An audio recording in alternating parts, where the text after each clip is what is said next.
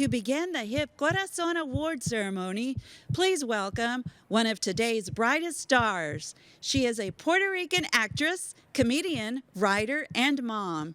You've seen her on Amazon Prime, HBO Latino, Jimmy Kimmel Live, and in comedy venues across the nation. She was the first Latina comedian to be a finalist in season 16 of America's Got Talent. Please give a warm hip welcome to Gina Brillon.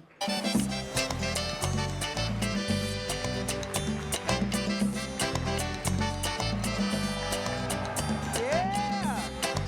What up? What up, my hip people? Who's here to have a good time? Yeah, I like the energy in this room already. I am so excited and honored to be hosting the Hip Corazón Luncheon Awards. Everybody give it up. I'm gonna give y'all credit. I'm gonna give you credit for booking a comedian to host. Because I know it can be scary. You never know what we're gonna say. People are very sensitive. I understand. Don't worry, you're in good hands. This is a safe space. I'm just your friendly neighborhood Puerto Rican. Oh, we got other Puerto Ricans here? Hey, what up? Probably my cousins. Let's do a 23andMe later. Get real close.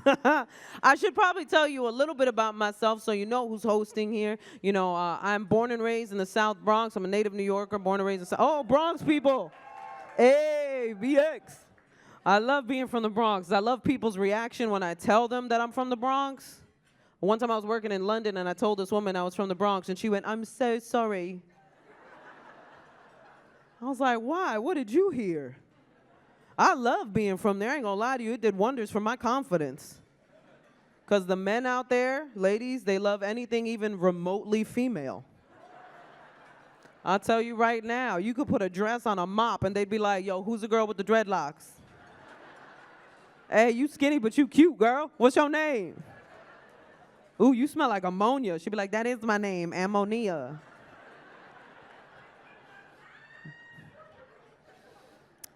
I don't got to worry about that no more because I am married. Married people make some noise. You got married people out there?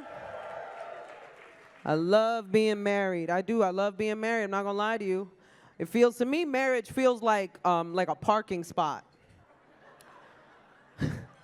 Like when you finally find a parking spot, but like a really good one. You know what I'm saying? Like when you pull in and you're like, I did that. And I got a good one too, man. I got a good husband. I got me a 1978 Caucasian. It's a good make, good model, man. From the Midwest too, so that's that organic white. You know what I'm saying? That is farm to table.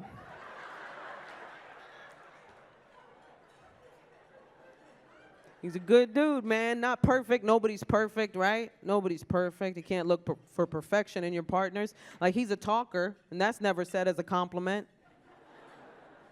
That's always a warning. Like, hey, he's a talker. Go with God. People never believe me when I say he's a talker. They're like, it can't be that bad. I'm like, I just sick him on him. Go, baby, do your worst. They don't realize he's the type of talker that doesn't need anybody else for the conversation. You know how many times I'm at home and I'm just like, did I leave a podcast on? Like, who is bringing up random topics? It's just him. Our anniversary is coming up soon. We make 6 years. And thank you.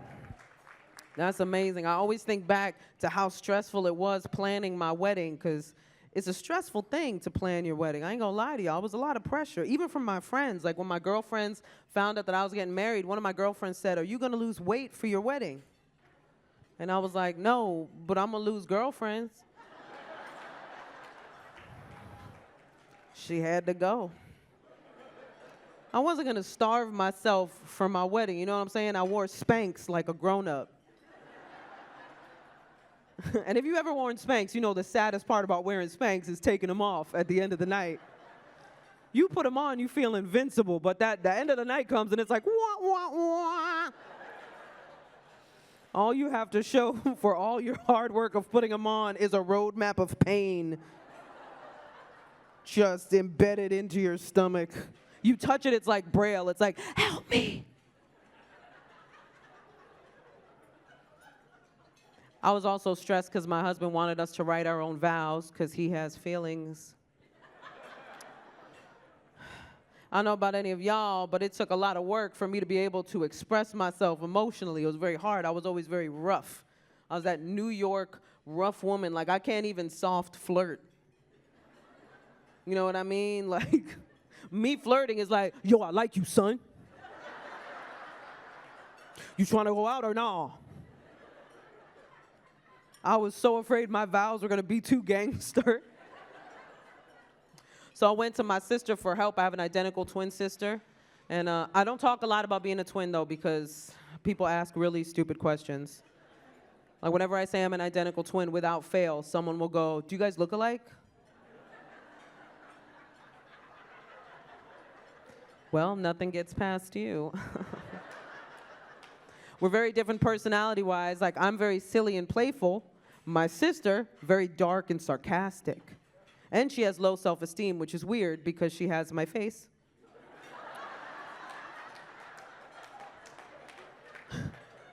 Do you know what it's like when someone that looks exactly like you calls you up and goes, I feel so ugly?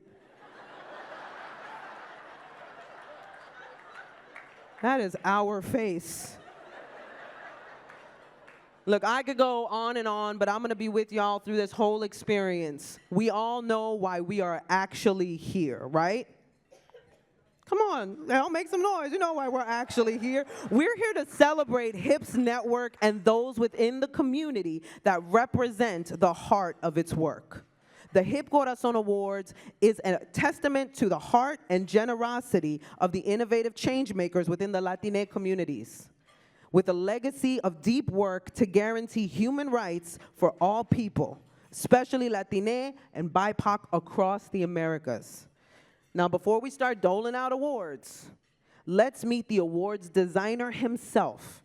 Please give a warm welcome to Raul Ortiz.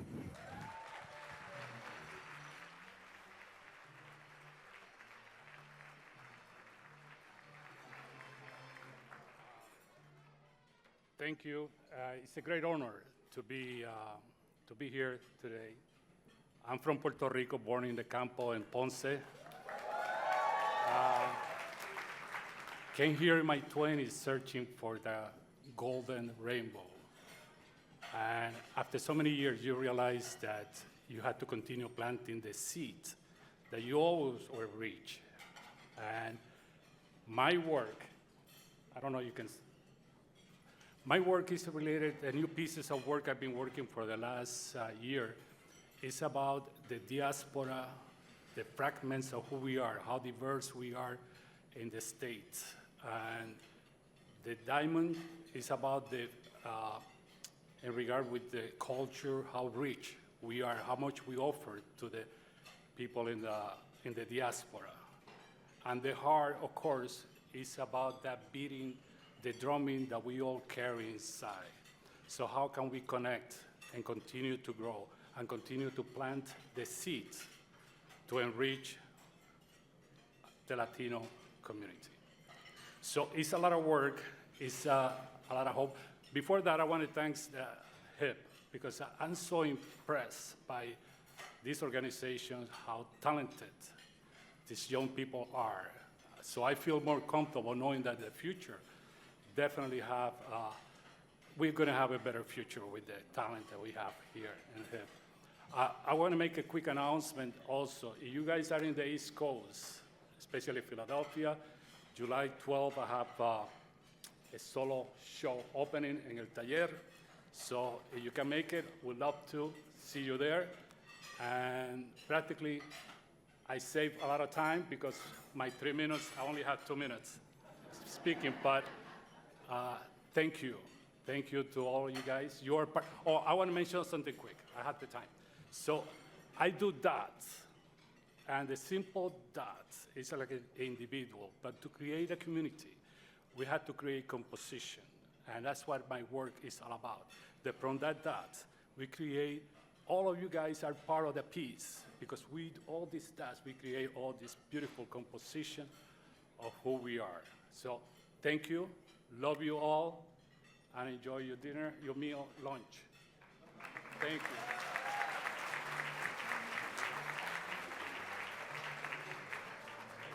Give it up one more time for Raul Ortiz. Thank you for your creativity and purpose, Raul. In celebration of our Corazón awardees, HIP is very proud to feature a special performance of an honor song. The honor song is a blessing with a special intention, which is pretty fitting for this afternoon, right? So please give a very warm welcome to the Oklahoma Drum Group.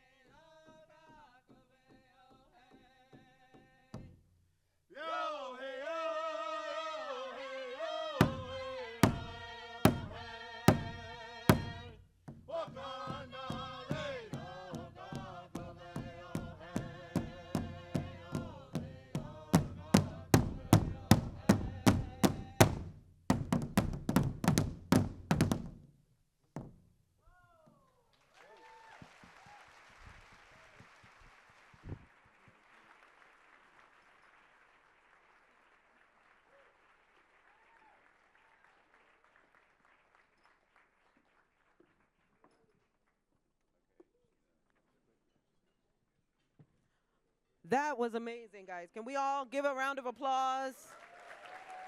Thank you so much. A big thank you to the Oklahoma Drum Group for that performance. Is everybody feeling the spirit? Ain't nothing like some music to really get us into it, right? We are a music-loving people. It always brings us up. It always fuels our fire even more. And we have more show and more awards. Are y'all ready to go? That's like 6 people, though. Are y'all ready to go? There we go. To present our first Corazón Award, join me in welcoming the Vice President of Programs for the Polk Brothers Foundation, Yvette Cardona, and Alberto Morales from the Chicago Latines in Philanthropy.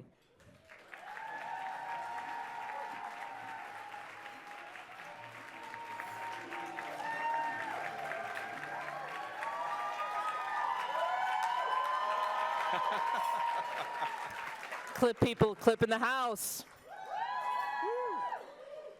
Hello, everybody. First up, let's give a big round of applause to all the helpers, the waiters, the backstage people, the photographers, doing incredible, incredible work.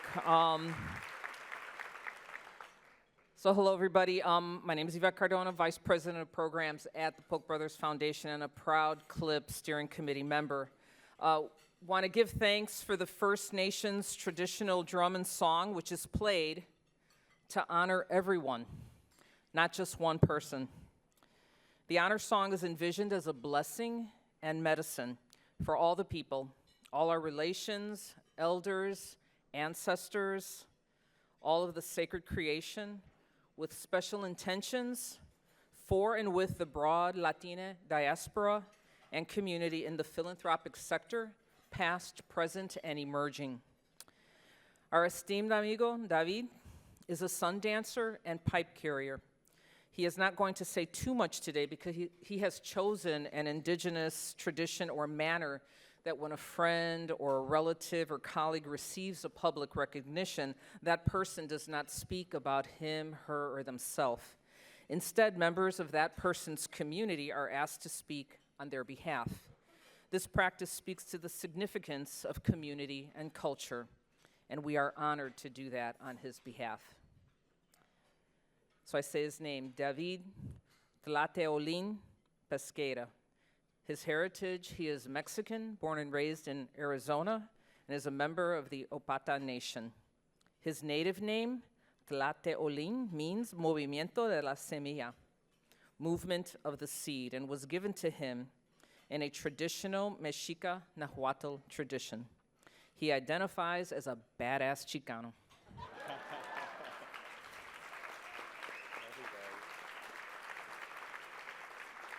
And his pronouns are he, him, and ese, which David invented.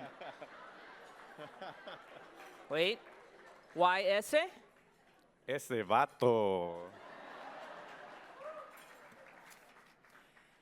I love David. I met him when I started at Polk Brothers Foundation as an intern from grad school 26 years ago. It's one of the first persons I talked to. I was reading a newsletter in which there was a small ad that said Chicago Latinos in Philanthropy plan to meet on this date and time. For information, call David at this number, which I did.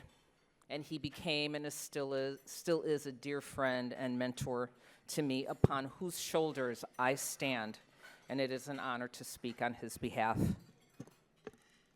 Thank you, Yvette. And I also want to echo that it is such an honor on behalf of Chicago Latinos in Philanthropy to be asked to represent David Pesqueira, an institution and philanthropic giant to our sector.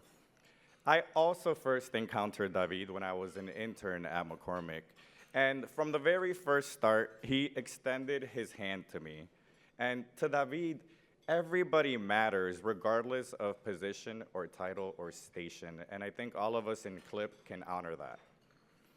And he also has been in the field for many, many generations. And Yvette, who also has traversed generations here in philanthropy, also acknowledged that she started meeting David as an intern. So it shows strong data from many generations that even with Yvette and with me, he has always cared about interns entering the field, and that's just who David is.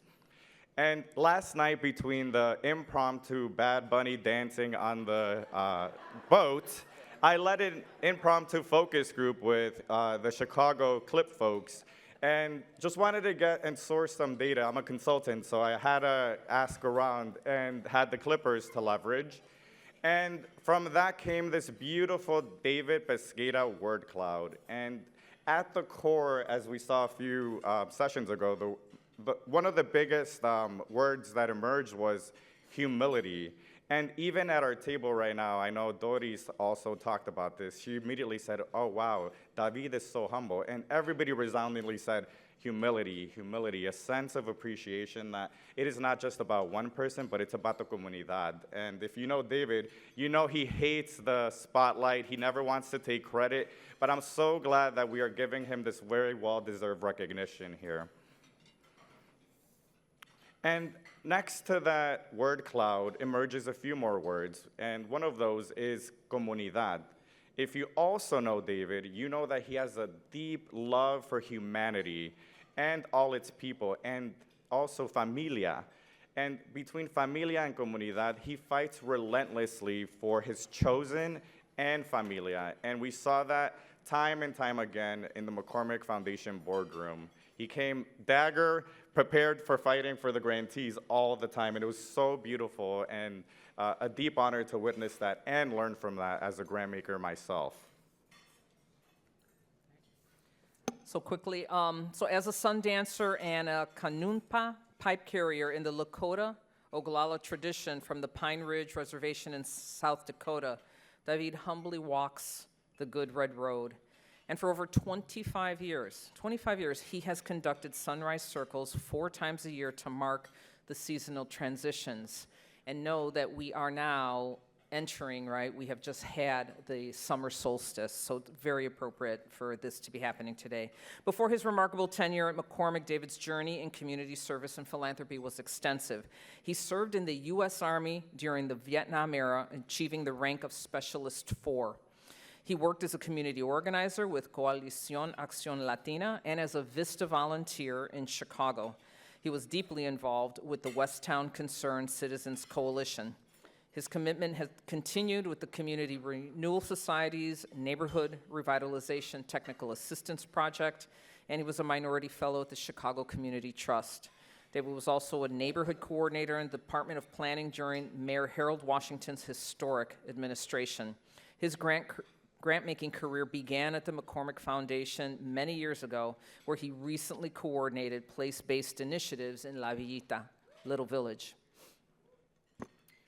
David began his well-deserved retirement in July 2022 after a philanthropic career spanning over 35 years.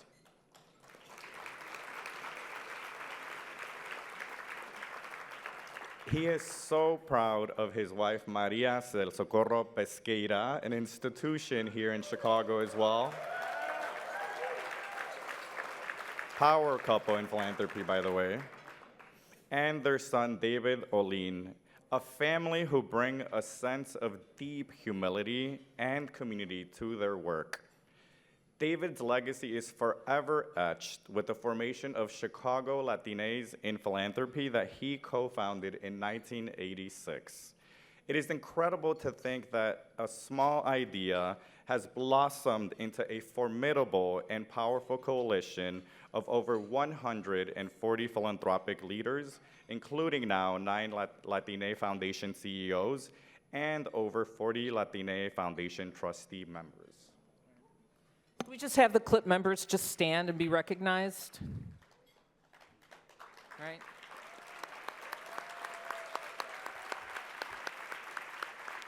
Right.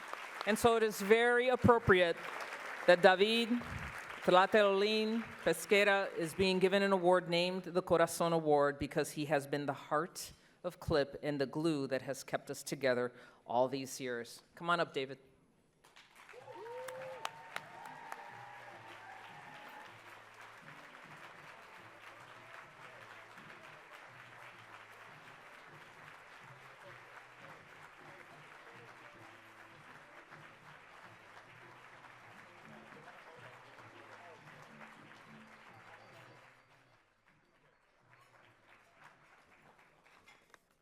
Buenas tardes, y con su permiso, me siento muy agradecido. My relatives, all my relatives. I'm thankful to the sacred drum and to the Oklahoma drummers and singers. The drum brings medicine to the people that they may live, and the honor song honors, as we know now, everyone. Everyone's a leader. It goes beyond, and it comes from the ancient traditions. I am thankful to Anamari, Efraín, and to Hector, nuevo, órale, and to all the board members of HIP, Hispanics in Philanthropy, the premier national and international Latine organization in the sector we all share, Sin Fronteras.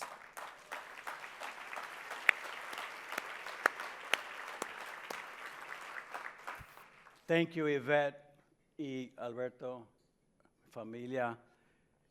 Thank you, my sisters, brothers, and theys of CLIP members, Chicago Latinas in Philanthropy,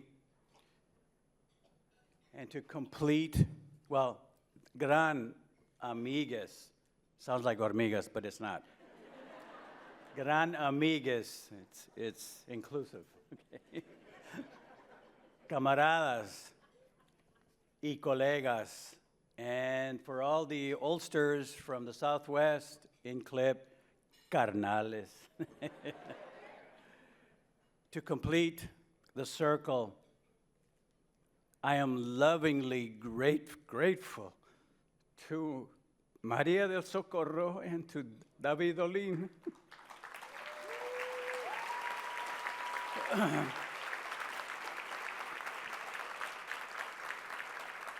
Mi amor y mi hijo.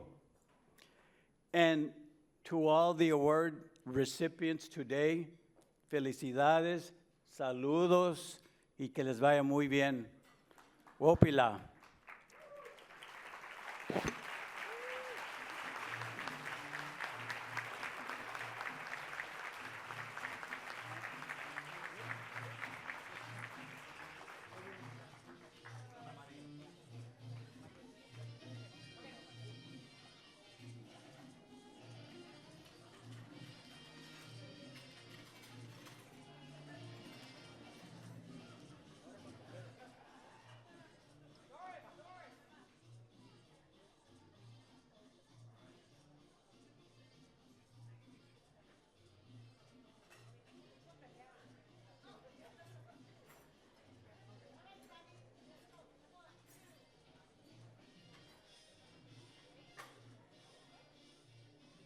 Give it up one more time for David. Congratulations, David. I was about to photobomb, but I'm a professional. Did you guys miss me? I missed you too. Now let's get back to the awards. To present our next Corazón Award, please welcome to the stage HIP board member Rosa Maria Castañeda.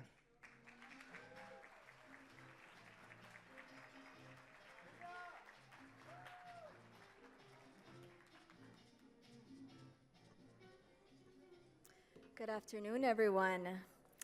It is my honor to present this year's Corazón Award, an award celebrating the heart and generosity of changemakers in the Latine community. Tonight, we recognize a woman whose creativity knows no bounds.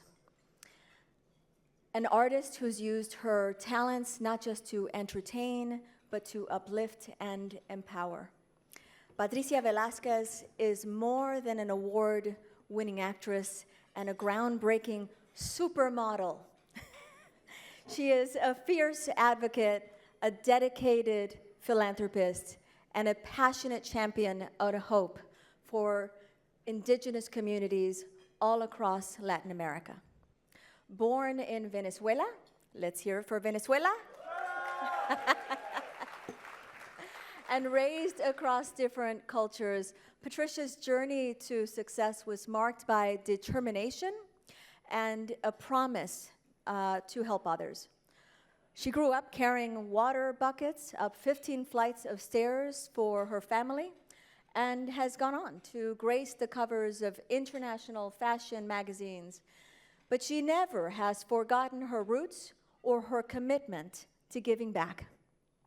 In 2002, Patricia founded the Wayuu Taya Foundation. That means I Am Indigenous Foundation, preserving the indigenous cultures and improving living conditions across Latin America. Her work has been recognized by UNESCO, the United Nations, and numerous other organizations. But Patricia's impact goes beyond her foundation. As an actress, she's also broken barriers, brought diverse stories to the screen. As an author, her book is called Straight Walk. She has shared her truth and inspired others. And as a mother, she's passing on our values of our community of compassion and service to the next generation. Patricia is someone who embodies the true spirit of the Corazón Award, using her platform to make the world a more just and equitable place. Her creative spirit, coupled with her dedication to community, exemplifies the love, the amor for humanity that this award celebrates.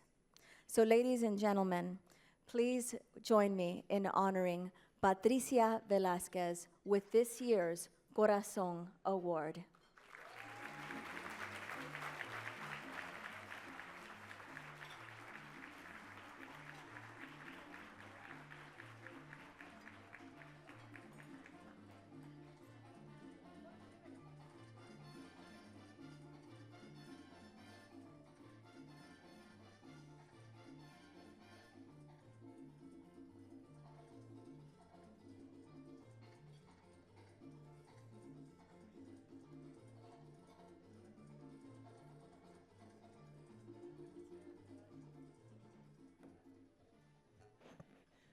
Buenas tardes. ¿Cómo estaba la comida? Muchas gracias, Rosa Maria. I am truly honored to receive the Corazón Award today. Thank you, Anna Marie. And I want to give a special shout also to Hilda, and the entire team at HIP.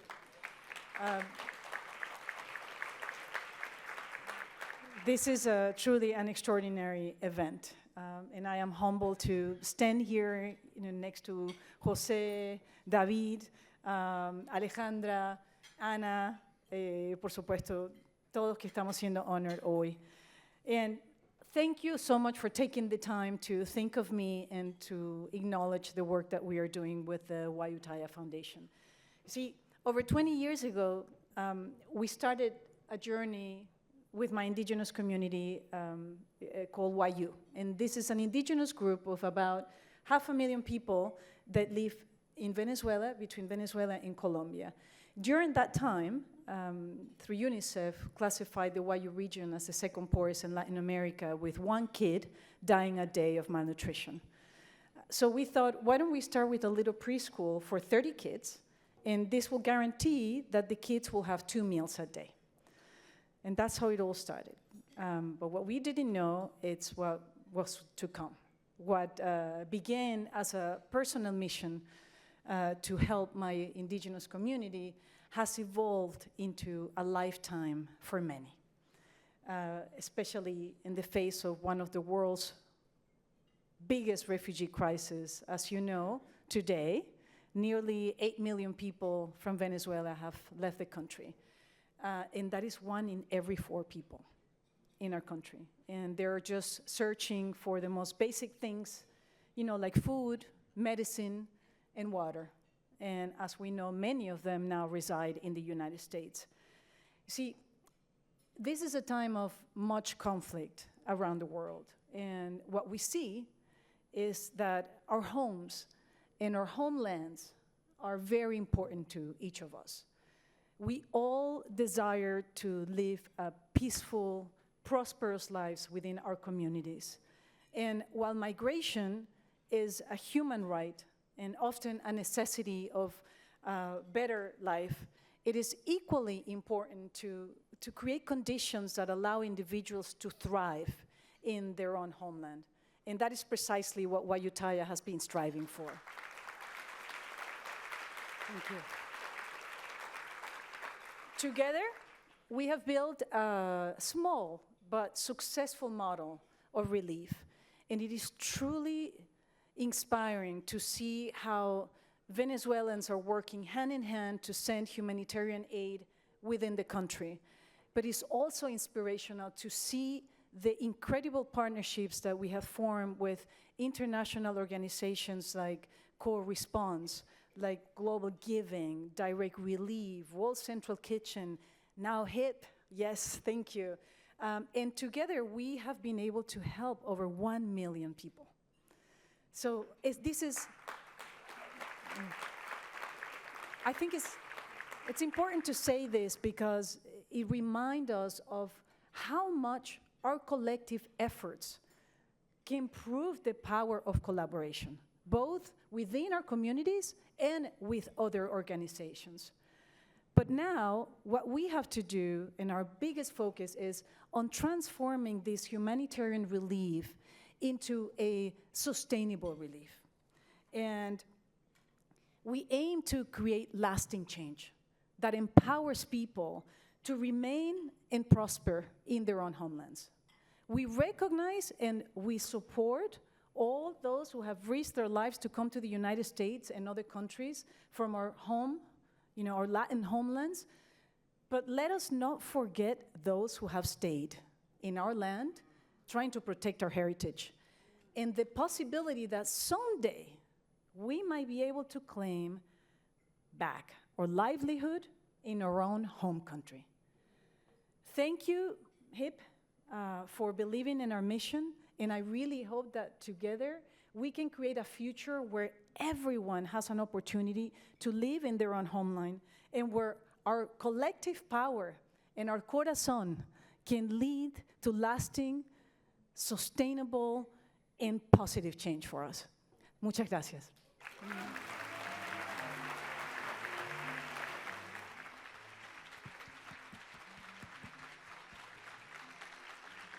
Wow.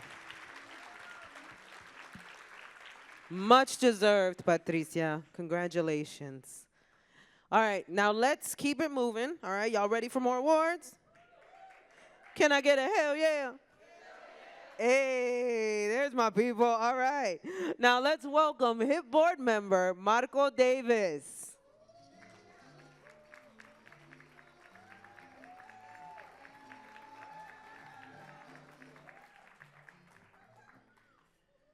Buenos días, mi gente. Excited to be with you all today. Today it is my honor to stand before you as we celebrate the impact of one individual who has dedicated his life to advancing social justice and equality in Mexico.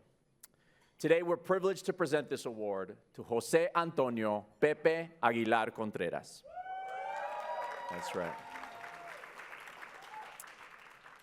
Pepe's life is proof of what can happen when we take our strengths and transform them into activism. Pepe's dedication to fighting racism in Mexico is not merely a passion, it's a mission. Equipped with an expertise in economics, he boldly chose to bring that knowledge into his work to combat prejudice and systemic oppression. In 2018, he founded RacismoMX. That's right. A nonprofit that provides educational tools to combat racism and generate data on systemic discrimination. His efforts have created an international dialogue challenging long-held prejudices and equipped intersectional movements fighting for equity with research for their calls to action. And as a side note, several of us on the HIP board were fortunate enough to meet Pepe a couple of years ago at a board retreat in Mexico City, where we heard from him firsthand about this work and the complexities and the nuance of the racism, of the impact of racism in Mexico. And I think a lot of us learned a great deal that day. Now, Pepe's journey began with his work in media, where he launched Mexico's first mainstream LGBTQ+ magazine, OM. Through that, that's right, that deserves a round of applause. Through that, he amplified the voices of diverse LGBTQ+ communities and extended his platform and power to advocate for legislative change that resulted in Mexico's historic same-sex marriage laws.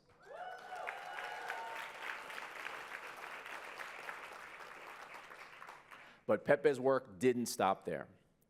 As head of digital content for the Public Education Office and with RacismoMX, he continues to innovate with the recent development of a documentary to expose and address racism head-on in Mexico.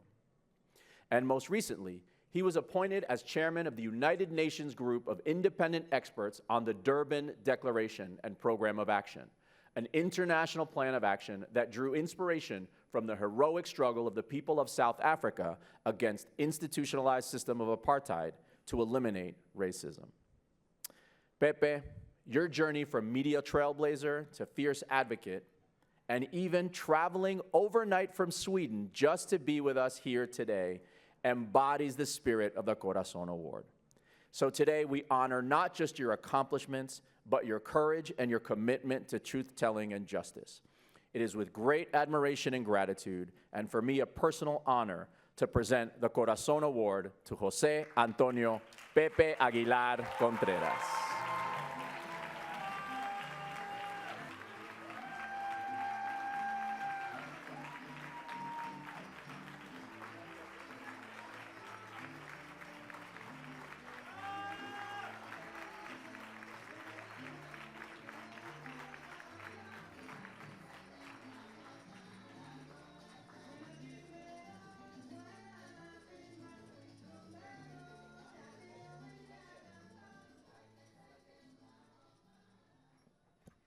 Qué bárbaros. Ahora entiendo lo nervioso que se pone uno al recibir este reconocimiento y todo el amor, la verdad. Voy a hacer este speech en español.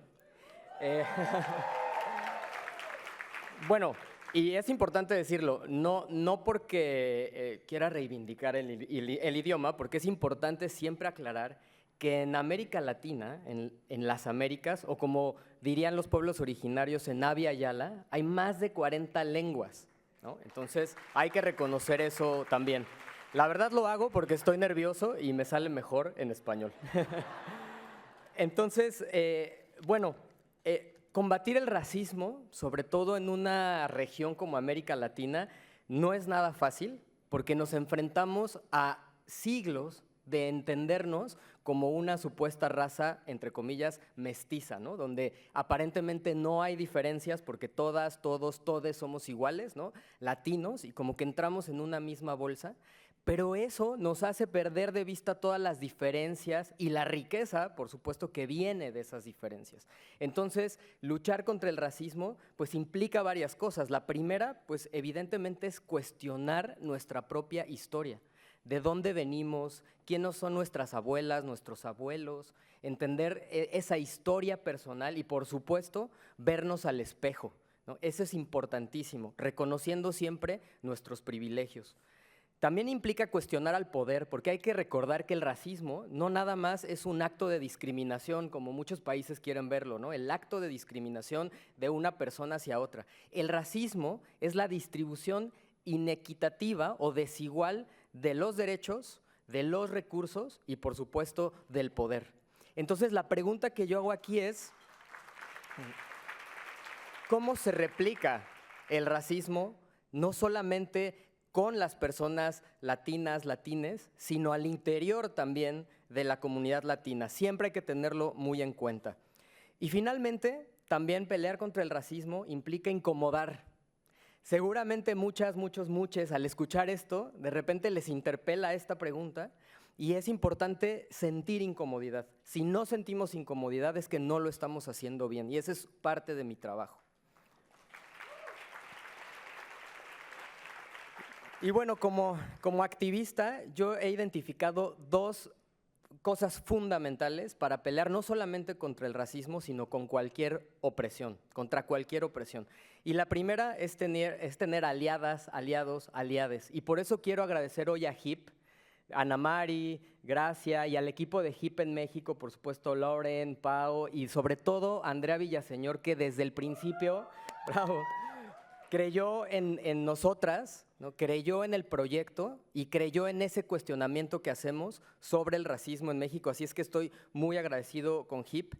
Y la segunda, pues desde luego, es el cuidado y el amor, ¿no? En estos momentos donde siempre a uno nos reconocen, entra este cuestionamiento de si lo estaré haciendo bien, las otras personas que son reconocidas son maravillosas, ¿no? Y es el síndrome del impostor. Entonces, el amor y el cuidado es necesario cuando hacemos este trabajo. Y por eso quiero dedicar este premio, primero a mi hermana, que está aquí, porque siempre me ha apoyado, ¿no?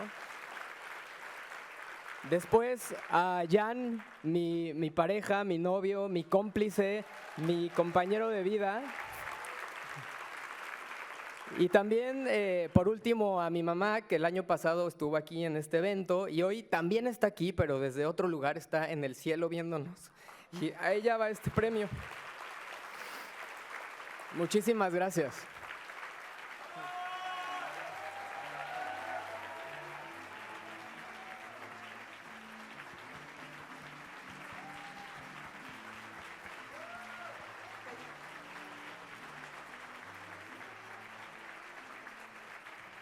Congratulations, Pepe. All right, everybody, please help me welcome back HIP board member Efran Escobedo.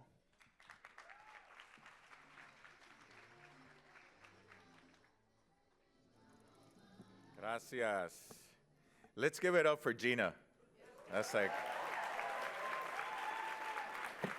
And Gina, by the way, Latino guys in LA are just like the ones in the Bronx. So if you want to introduce any of them to ammonia, they're here. No, truly an honor, and just want to say, qué admiración y amor para todos los líderes que estamos reconociendo hoy. Y más importante para mí es, siempre decimos corazón colectivo, pero ahorita viendo desde dónde venimos, de Venezuela a México y todavía en México, somos también un corazón cósmico, ¿verdad? Como dice David, sin barreras y fronteras. So we will continue with that, and it's an honor because now we go to, we have a narrative that's plagued our community that is Latinos as takers, right? Y eso está también embedded en el racismo, ¿verdad? Estamos aquí, you know, the takers. So pioneers and fearless people have shifted that narrative to say we are givers, we are creators, we are innovators. And so it's my personal honor to present an extraordinary leader whose vision has reshaped how we understand and engage with Latino communities in America. This year's Corazón Award is to Ana Valdez, President and CEO of the Latino Donor Collaborative. Born in Mexico City, Ana's career has spanned 3 decades, starting from her early days in Nielsen, where she worked on a market research strategies, and then to her role at Banamex, attracting global investors. Since assuming leadership of the Latino Donor Collaborative in 2014, Ana has not only elevated its profile, but has fundamentally transformed how we understand Latino economic power in America. Under her guidance, the collaborative has become an indispensable resource that strengthens the work of Latino leaders, advocates, policymakers, with much needed data through the Latino Data Collaborative. Ana's work has not only identified market growth, but has also influenced policy at the highest levels, from the Federal Reserve to the halls of Congress. Ana's impact extends beyond business.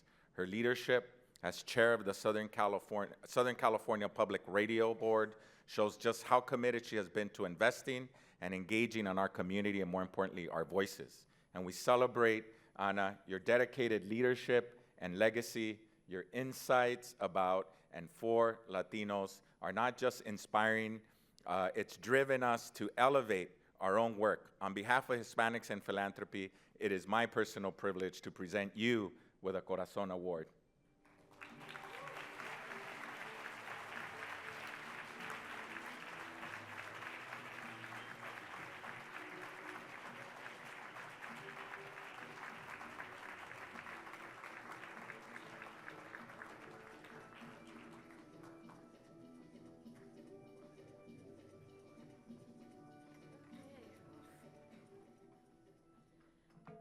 Oof. Well, first of all, a line of stars that I have to follow up on. I don't think I can follow up on it. Thank you for all the work that you guys do.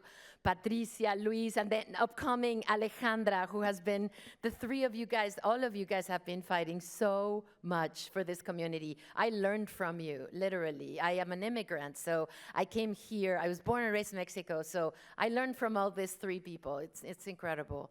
So again, Ana Valdez, I'm extremely honored to be here. Thanks, Ana Mari, Hilda, all the staff. You guys do an incredible work, powerful work, and spreading wisdom left and right. Look at this room. Everybody wants your wisdom. What you're doing, obviously, is very right. Thank you, thank you, thank you. So as Efrain was saying, I'm a proud CEO of the Latino Donor Collaborative, and we've been hearing about this incredible cultural input, right, and contributions that we do to this country. And by the way, we have done even before this country existed, right? We've been here for thousands of years, and the art that we just saw, the music, everything, belongs to that. But again, as Efrain was saying, we have this narrative, right? Media has been great for a lot of things, but it hasn't been good for Latinos. Media, and it has been actually good for a lot of our culture, etc. But the narrative that we constantly hear is negative. We are a think tank. The Latino Donor Collaborative is a think tank. We create data, and for change, we create data that usually talks about how great we are. And you probably have heard that the Latino community, if it was a community by itself, would be the 5th largest economy in the world. Well, that number comes from us. And we've been 7 years in a row measuring the Latino GDP in this country. And why the Latino GDP? Because that really tells you what we are doing, right? Like Efrain was saying, we're not takers. We're humongous givers. This country without all of our economic contribution wouldn't be a leader country. And the good news don't stop that. The good news is that it's just the beginning. Because out of the 10 top economies in the world, if Latinos in the United States were an economy, we would be the 3rd fastest growing. Only China and India would be faster growing. What does that mean? It means that we Latinos are the ones keeping the growth in this country, because we would be growing faster than the United States overall. So I can keep going on and on with these numbers. For example, I don't know if you know this, but our youth represents 25% of all the youth in America. 1 out of every 4 young people is a Latino in this country. So we're not an afterthought, right? We are actually one of the most important segments for you guys that are in brands, for you guys that have businesses. 1 out of every 4 of your customers in the youth category is Latino. I have another number. 30% of all the babies being born in the United States today are Latinos.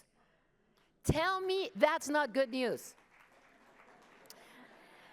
And not only because we like each other, right? I love my Latinos, but also because we Latinos are growing so much, right? I'm gonna give you a number that tells you, for those of you that have kids and that, like me, have kids in college, do you know that 4% of all the students of engineering in the United States in 2010 were Latinos? 4% in 2010. By 2021, 16% of all the engineering students in the United States were Latinos. Tell me that's not fast growing, right? So we keep saying, if the parents build the 5th largest economy in the world, imagine what their kids will do. I mean, that's crazy. So I could go on and on and on and on, but my point is, remember these numbers. If you remember anything, remember that according to our report on Latinos in media, only 3% of the leads in movies and films in English are Latinos. And half of them are not positive. Half of them are Narcos and The Queen of the South and Mayans MC, who are great shows, but really not very good portrayals, right, of who we are in this room and in general. Only 1.5% of shows have positive roles, like Lincoln Lawyer or The Last of Us or one of those heroes, right? Imagine if we were actually proportionately represented. Imagine the success not only for Hollywood, but for our image. Imagine for our kids to be extremely proud of being that 25% of the youth that is graduating in record numbers, that is, you know, and this internalization, like Luis was saying, right? So this knowledge that we are proud of who we are. We're proud of using our voice. We're proud of standing up for ourselves and for our peers. So that's what the Latino Donor Collaborative does. And again, I have the best job because I get to tell good news. And because of that, you guys are my best ambassadors because most of you use our numbers. And so more than anything, this award, this Corazón Award, belongs to you. Thank you so much.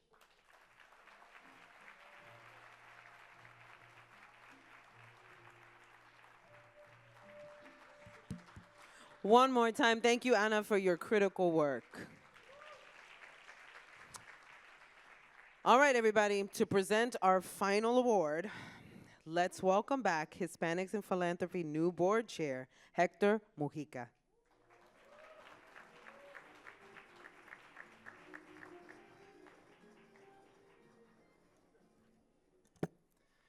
We meet again. Desde ya me voy a disculpar con the person that's running the teleprompter because I'm gonna go off the rails.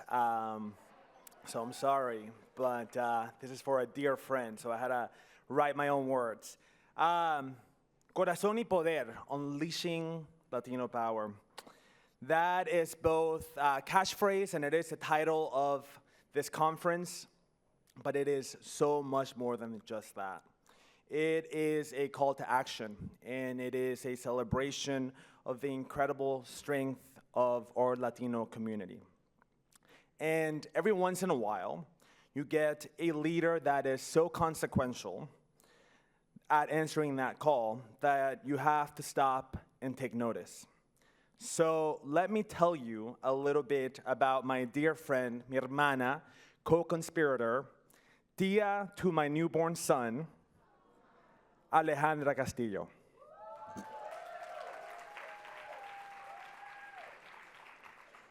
Alejandra's journey is an example of the American dream. Born to Dominican immigrants who settled in New York City, or let me be a little bit more specific, who settled in the Bronx, she experienced right at home the power of hard work from an early age, often working at her parents' bodega to contribute and pitch in and make sure that their American dream was becoming a reality. And she did all that while staying true to her roots. Se mantiene la más dominicana de todas las dominicanas.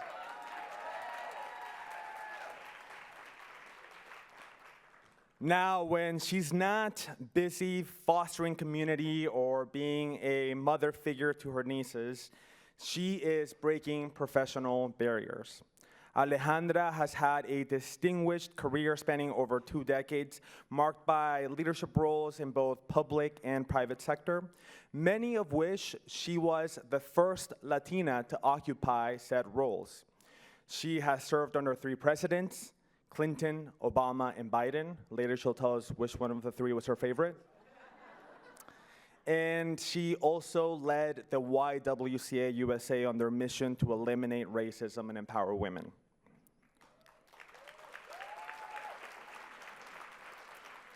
She's been a dedicated public servant, working tirelessly to promote economic development, equity, and inclusion, particularly for underserved communities.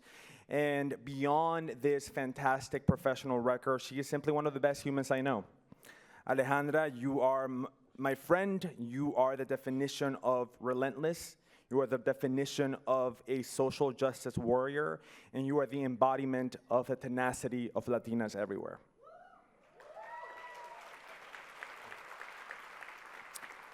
Your unwavering commitment to service and your impactful contributions have inspired countless individuals like myself who are constantly challenged and encouraged by the example you set forth.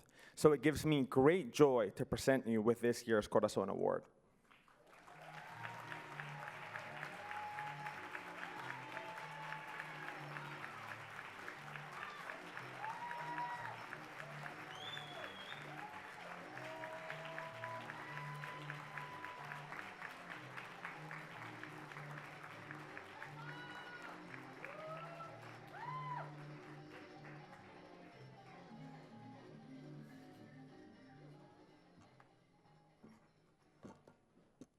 Muy buenas tardes.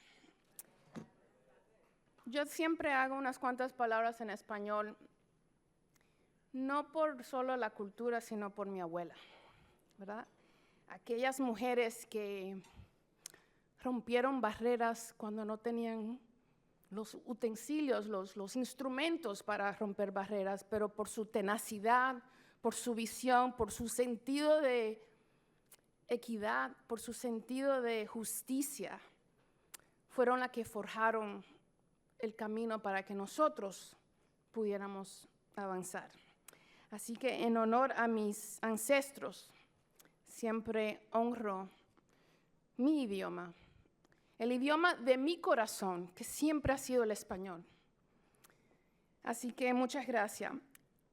Usually I am not short for words, but I have to say, Hector is a very special human being who has brought so much joy in my life and who has taught me so many wonderful and beautiful lessons.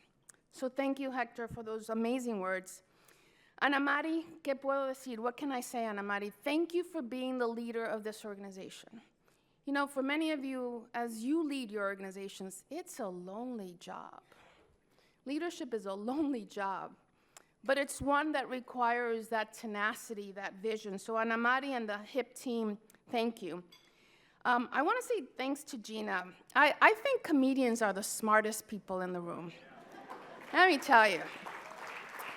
And she captured the Bronx feel, because she's right.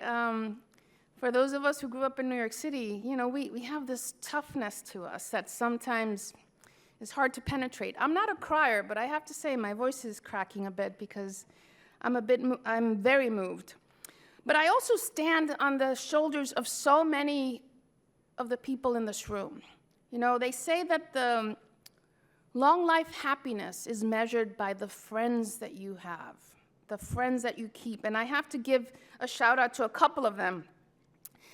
Tony Tijerino, Marco Davis, we've been friends for 30 years. You know, and we have these sessions where we pull our hair out and we try to resolve the problems of Washington, D.C., and there are many. Carlos Vera, who's in this room, you know, Carlos taught me a very important lesson, and that is break down the paradigms. He established pay your interns, and for so many years, we all took these jobs that never paid us, but who knew? Who knew? Thank you, Carlos. I mean, there are so many. Monica Ramirez, who's in the room. Monica is a powerhouse. And I love what she does, and she does it, and at times as a mother, I ask her about her little boy all the time because I know that she's on the road doing the good job and the good fight. Yuleika Lantigua, who is a storyteller. And I have to say, my Dominican peeps who are in the room. So, thank you. So very quickly, I'm here to talk to you about, and I'm going to be brief, it's about people, places, and possibilities. And those places that we call home. So Patricia, you drove that message. The places we call home. Here in the US, if you haven't traveled this country, you have to travel. There is deep, deep, deep poverty. Deep gaps in the opportunities. And I stand in that special place where I'm kind of the canary in the mine. I'm the canary in the mine because the transformation of our economy is happening right now. It's happening before our eyes. And I give a shout out to my colleague Melody Gonzalez, who has been crisscrossing the country just speaking about this. But let me put into perspective, because I have a challenge for you. One is, think about $3 trillion. $3 trillion of money that is coming out of the federal government into communities that are transforming the industries. We are now creating the industries of the future. This is about polymers, AI, it's about quantum, it's about, so many cybersecurity. It's a transformation, and we need you, philanthropy, to stand with us to create the ecosystems that are going to help these industries of tomorrow flourish in an equitable and inclusive way. And if we don't do that together, we're gonna have another Silicon Valley. No offense to Silicon Valley, but that's not what I'm looking at. I wanna make sure that when we talk about Latinos, we're talking about not only the workforce, but as was said before by Ana, the inventors, the dreamers, the people who are going to make this country stronger. Here's what I would say. Necesitamos un grito que llegue a los puntos más altos de este país, that Latinos are not a sleeping giant, that we are awake, that we demand our voices to be heard, that we are the producers, as was said before, that we are not only transforming this country, but we're making it better. This is about our democracy. If we continue to create this gap of the haves and have-not, of those who can dream or can afford to dream. So I want to tell you all, I'm irreverent, and I'm going to take you to task. Use your power as philanthropists. Think boldly. Imagine bigger. If our dreams don't scare us, that means we're not dreaming big enough. I want to wake up in cold sweats every single night because we are dreaming and making things possible at the highest level and at scale. Draw down from those dollars. Trust me, your foundations will do great. This is the time to invest in sizable contributions to the Latino community. Not $15,000 here, $25,000. We deserve more. So my challenge to you is,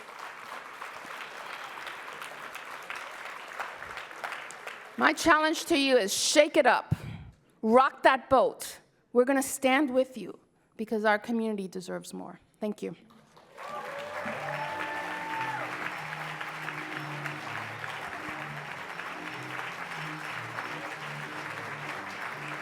My girl. Alejandra, congratulations. Thank you for all of your amazing, amazing work. Y'all, we've come to the end of our luncheon. Yep. I know, I'm sad too. I would miss me too. I'm very missable. I want to thank you for allowing me to host this most inspiring program. And I hope you invite me back next year. Just saying. And speaking of next year, before you forget, please lock in the dates for the 2025 conference, which will be June 16th through the 18th in Albuquerque, New Mexico. I could go to Albuquerque. Now, before I go, I want to thank you, honestly, for being a good audience, because this is a two-part deal. Some audiences don't understand. Like, obviously, I've done an amazing job. Yeah.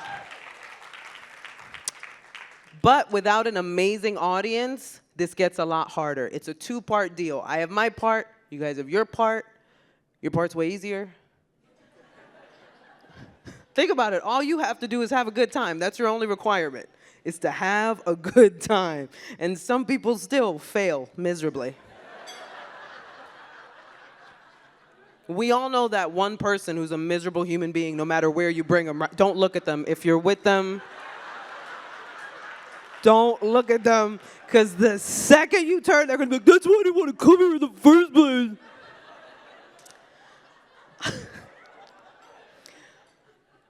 It's always that one person. I realize that some of these events are not for everybody, especially comedy is not always for everybody. You know what I mean? Not everybody is a big fan of comedy. And I think that's probably a good thing, because I think you really have to be the kind of person that uses comedy to heal from a lot of trauma to be a fan from comedy, right? Because that's what comedians do. Yeah. We use our comedy to heal from trauma. Is it healthy? No. But very detrimental to our mental health. But we still use it to heal from trauma. And in today's climate, it can be very hard to even tell your story without being afraid to offend someone just with your own story. And sometimes it doesn't even have to be that serious. You can offend someone like that nowadays. I could do a knock-knock joke, and someone could be like, I never had a door. There's a person. I gotta honor their trauma. Seriously, I want to thank you because it has been incredibly inspiring to be here. And before I give you my closing little story, I just want you to remember to join us tonight on the rooftop for our closing reception. Yeah, featuring an amazing performance by Tito Puente Jr. and the Caribe Project. We will see you. We'll see you there. Before I sign off, I wanted to tell you a little story. It's a personal story that I like sharing with people. Something that I experienced when I was starting out in acting and comedy. I went for an audition. I got a phone call from a very big, important, manager who said, go for this audition. And I said, I was so excited. I was like, I'm going to be famous tomorrow, because this was a big, big audition. And they sent me out on this audition. They sent me the sides. And I remember so distinctly, the show was about a young Latina woman who was a single mother who grew up in the Bronx. I was like, perfect. The whole story was her going to look for the baby's father, who was a rich white man. And she goes to his family, and instead of them, wanting to help her out with money, she decides to work for them as their maid. So I was conflicted on whether or not I should do this, and I went to my friends, and they were like, come on, girl, J-Lo did it. And I was like, damn. Cousin Jenny did do it. So I went for the audition, and halfway through the audition, the woman running the audition said, you're doing a great job, but you're making her sound too smart. She is, after all, just a Latina from the Bronx. And I froze because I didn't know what to do. I felt all the ancestral anger you could feel in that moment. And I said to that woman, I can't do this. And I gave her the sides back, and I walked out because I was never going to let anybody make me ashamed of who I was or where I was from. I think those moments are so important for us to know how important these events are for support and for sharing and creating together. I want to thank you, and I will see you next year.